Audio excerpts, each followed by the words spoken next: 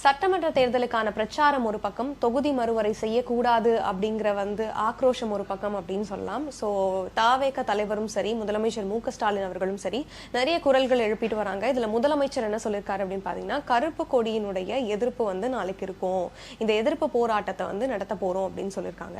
தமிழ்நாடு நியாயமான விஷயத்துக்கு குரல் கொடுத்துட்டு இருக்கு. ஸோ இதை நீங்க மதிக்கல அப்படின்னா இது வேற மாதிரியான முடிவுகளை நோக்கி நகரும் அப்படின்னு சொல்லியிருக்காங்க. இதுக்கான விளைவுகளை மத்திய அரசு தான் சந்திக்கிற மாதிரி இருக்கும் அப்படின்னு சொல்லி இந்த எச்சரிக்கையும் எடுத்திருக்காரு முதலமைச்சர் மு.க.ஸ்டாலின். ஒன்றிய அரசாங்கத்தினுடைய அறிவிப்பை ஒரு விஷயம் தப்பாம நிறைவேற்றி கடைப்பிடிச்சு நடந்தவங்களுக்கு ஒரு மாதிரியும், சோ கடைப்பிடிக்காம நடந்தவங்களுக்கு ஒரு மாதிரியும் பாக்குற மாதிரி தான் இருக்கு ஒன்றிய அரசு அப்படின்னு சொல்லியிருக்காங்க. தொகுதி மறுவரையறு அப்படிங்கிறது உள்ள வந்துச்சு அப்படின்னா நிதி பகிர்வுல பயங்கரமான அடி வாங்கும் தமிழ்நாடு. சோ எங்களுக்கு ஒதுக்க வேண்டிய நிதி அப்படிங்கிறது ஏற்கனவே கம்மியா தான் கொடுத்துட்டு இருக்கீங்க மத்திய அரசுல இருந்து.